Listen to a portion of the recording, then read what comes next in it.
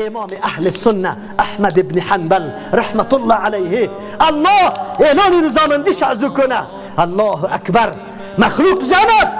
احمد بن حنبل آورده شده برش میگه که اقرار بکو که قرآن مخلوق است. نعوذ بالله. یک نفر نشسته است کلگی انتظار داره احمد ابن حنبل چی میکنه.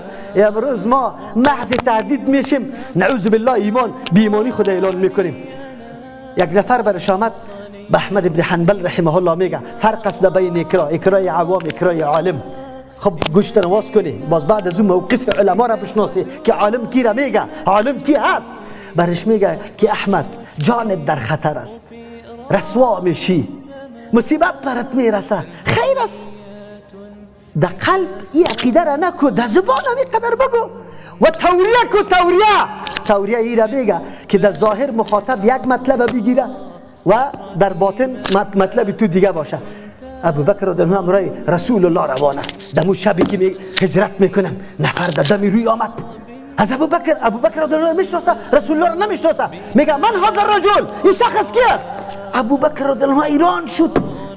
اگر بگوی که رسول الله خواهیم خلاص شد نمایان شدیم دنبال ما را تعقیب میکنه دیگه خلاص نمیشیم.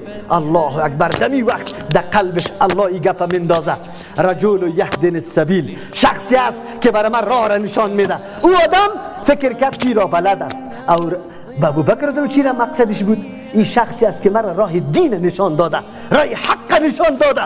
این را توریه میگه. احمد ابن حنبل رحمه الله بالکل توریه میتونست میگفت القرآن مخلوق قرآن مخلوق است.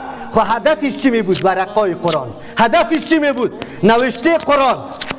لیکن احمد ابن حنبل امام اهل سنت میگه بری آدم این مردم هم میبینی که قلم و کتابچه و کاغذ همراهش است میبینم عالمه خبرداری اگر این گفت گفتم این کلی مخلوق تباه کردم به عقیده غلط. الله اکبر. گفت نه میگم قرآن کلام الله است غیر مخلوق است. عالم باید بدانه موقف خدا. گپی تو سبب گمراهی مخلوق میشه ولو که برای رخصت است همین رخصت هم دقتی پای حالی دیگه عزیمت اختیار کن عزیمت اختیار کن به خاطر که سبب گمراهی مخلوق میشه. بسیار نکته باریک است بسیار نکته باریک است. الله متعال انسان قوت نصیب بکنه قوت ایمان صحابه ایمانی که واقعا الله اکبر تربیه رسول الله بود دیگه مجلس رسول الله را دیده بود و ایمان بود ایمانی که از ما کسی یاد گرفته باشه و ما خودم یاد گرفته باشه این چه حیثیت داره. از او خاطر هیچ مقاومت نداره. اگر 4 روپا اونجا برای ما شور داده شد نعوذ بالله به سجده در پیش روشم رفته رو ایستم. عكاس صادق من صميم النفس حبا للعطاء أسرتي مملكة تحضنني مشعل الخير على درب النما